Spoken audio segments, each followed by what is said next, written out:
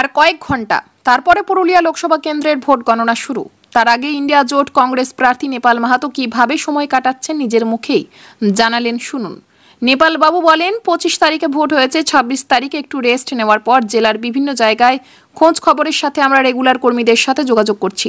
সুতরাং আমাদের রেস্ট বলে কিছু নেই। আর আমাদের কর্মী নেতা তাদের সঙ্গে আলোচনা করে বুঝতে পারছি সাইলেন্ট ভোট আমাদের পক্ষে আসছে।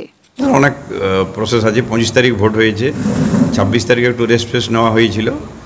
27 থেকে আমরা কাউন্টিং এজেন্ট বিভিন্ন জায়গায় 17C ফর্ম আনা, আরও বিভিন্ন জায়গায় কার কী অসুবিধা হয়েছে আমরা রেগুলার কাজ করছি। কালকেও আমরা প্রায় 2-2:30 পর্যন্ত কাজ করেছি। সুতরাং আমাদের রেস্ট বলে কিছু নেই। আমরা বসে আমাদের কর্মী, আমাদের নেতা, আরও মানুষের সাথে যোগাযোগ, এই কাউন্টিং এজেন্টের জন্য যা যা করণীয় সেগুলো করা হচ্ছে। তার মাঝে অনেকের অনেক জায়গায় সমস্যাও হচ্ছে, সেগুলো আমরা সমাধান করছি।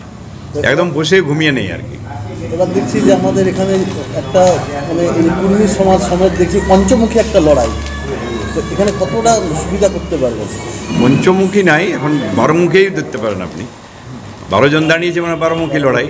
তো সেখানে সুবিধা নিজের নিজের সবাই বলবে, ভোট চাইবে আর কি, সবাই চাইবে। আপনি কতটা আশাবাদী?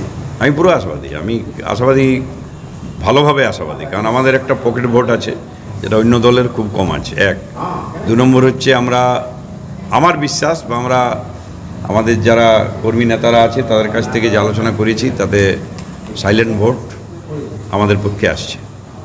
আর মানুষ দুটো দলকেই চাইছে না, দুটো ক্যান্ডিডেটকে চাইছে না, বা দলটা বাদ দিন। সেক্ষেত্রে আমার একটা অ্যাডভান্টেজ আছে।